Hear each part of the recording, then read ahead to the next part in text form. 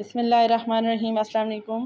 آپ دیکھ رہے ہیں پاک پوائنٹ ٹی وی اور میں ہوں سمینا ریاض چودھری۔ ناظرین، میدان عرفات میں آخری نبی رحمت محمد رسول اللہ صلی اللہ علیہ وآلہ وسلم نے 9 ذی الحج 10 ہجری 7 مارچ 632 عیسوی کو آخری خطبہ حج دیا تھا۔ آئیے اس خطبہ کے اہم نکات کو دہرا لیں، کیونکہ ہمارے نبی کے فرامین کا مفہوم ہے میری ان باتوں کو دوسروں تک پہنچائیں۔ حضرت محمد رسول اللہ صلی اللہ علیہ وآلہ وسلم نے فرمایا، اے لوگو سنو، مجھے نہیں لگتا کہ اگلے سال میں تمہارے درمیان موجود ہوں گا۔ میری باتوں کو بہت غور سے سنو اور ان کو لوگوں تک پہنچاؤ جو یہاں نہیں پہنچ سکے۔ اے لوگو، جس طرح یہ آج کا دن، یہ مہینہ اور یہ جگہ عزت اور حرمت والے ہیں، بالکل اسی طرح دوسرے مسلمانوں کی زندگی، عزت اور مال حرمت والے ہیں۔ لوگوں کے مال اور امانتیں ان کو واپس کرو، کسی کو تنگ نہ کرو، کسی کا نقصان نہ کرو، تاکہ تم بھی محفوظ رہو۔ یاد رکھو تم نے اللہ سے ملنا ہے اور اللہ تم سے تمہارے اعمال کی بابت سوال کرے گا۔ اللہ نے سود کو جنگ کر دیا ہے، اس لیے آج سے سارا سود ختم کر دو۔ تم عورتوں پر حق رکھتے ہو اور وہ تم پر حق رکھتی ہیں۔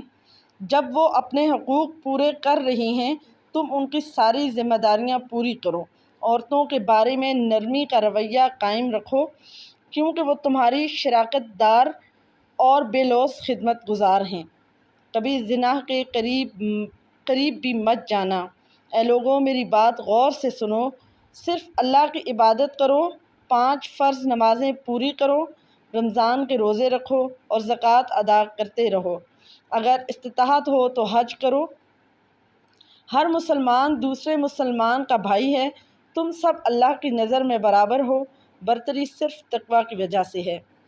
یاد رکھو تم ایک دن اللہ کے سامنے اپنے اعمال کی جواب دہی کے لیے حاضر ہونا ہے۔ خبردار رہو میرے بعد گمراہ نہ ہو جانا۔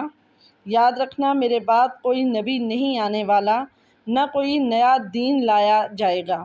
میری باتیں اچھی طرح سے سمجھ لو۔ میں تمہارے لیے 2 چیزیں چھوڑ کے جا رہا ہوں، قرآن اور میری سنت۔ اگر تم نے ان کی پیروی کی تو کبھی گمراہ نہیں ہوں گے۔ سنو تم لوگ جو موجود ہو، اس بات کو اگلے لوگوں تک پہنچانا اور پھر اگلے لوگوں کو پہنچائیں اور وہ اگلے لوگوں کو پہنچائیں، اور یہ ممکن ہے کہ بعد والے میری بات کو پہلے والوں سے زیادہ بہتر سمجھ سکیں اور عمل کر سکیں۔ پھر آپ نے آسمان کی طرف چہرہ اٹھایا اور کہا، اے اللہ، گواہ رہنا، میں نے تیرا پیغام تیرے لوگوں تک پہنچا دیا۔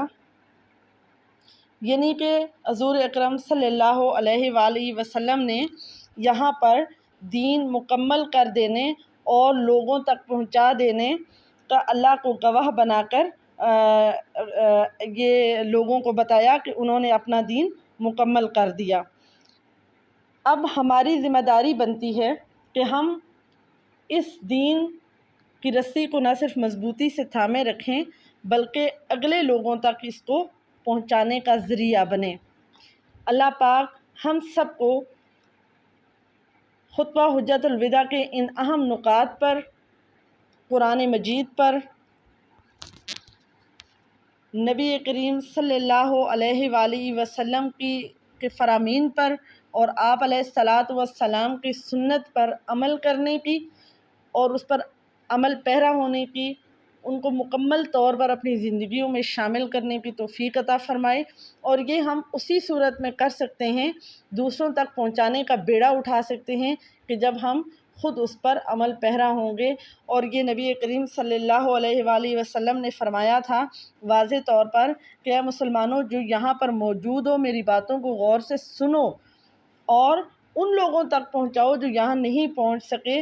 اور آج کتنے 100 سال برس گزر گئے ہیں اور یہ باتیں ہمارے تک اسی صورت میں پہنچی ہیں کہ جب ہم تک کسی نے پہنچائی ہیں تو ہمارا بھی فرض بنتا ہے کہ ہم آنے والی نسلوں تک یہ باتیں کیسے منتقل کرتے ہیں۔